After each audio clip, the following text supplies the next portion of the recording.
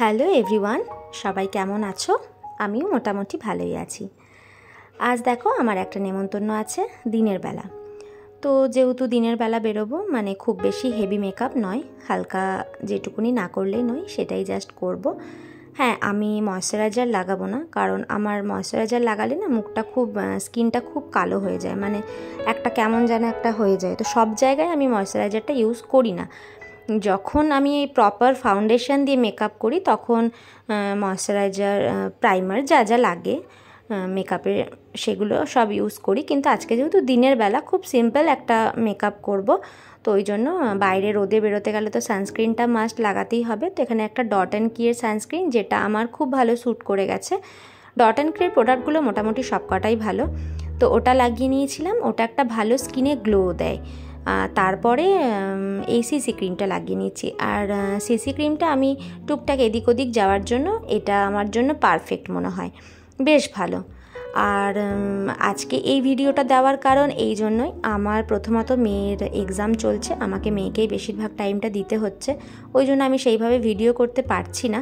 তো ভাবলাম যখন রেডি হচ্ছি তাহলে তোমাদের সাথে এই ভিডিওটাই শেয়ার করি। তো দেখো এখানে মোটামুটি আমার মেকআপ পাউডার লাগাবার পরে ডান।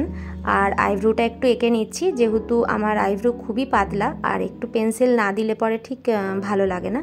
তো এখানে হালকা করে আইব্রোটা এঁকে নিচ্ছি, ব্যাস। দিয়ে লাগিয়ে নেব কাজল। আর কাজলটা আমি সব জায়গাতেই লাগাই, এটা না লাগালে আমাকে যেন অসম্পূর্ণ লাগে। কারণ যাদের কাজল পরার অভ্যাস থাকে তারা যদি 2 দিন 3 দিন কাজল না লাগায় না, তা একটা যেন কেমন ফাঁকা ফাঁকা লাগে, মনে হয় কিছু একটা নেই। তো এখানে মোটামুটি মেকআপ আমার ডান। লাগিয়ে নিলাম লিপস্টিক, যেটা মেয়েদের সবার আগে দরকার, মানে না লাগালে ঠিক মানায় না।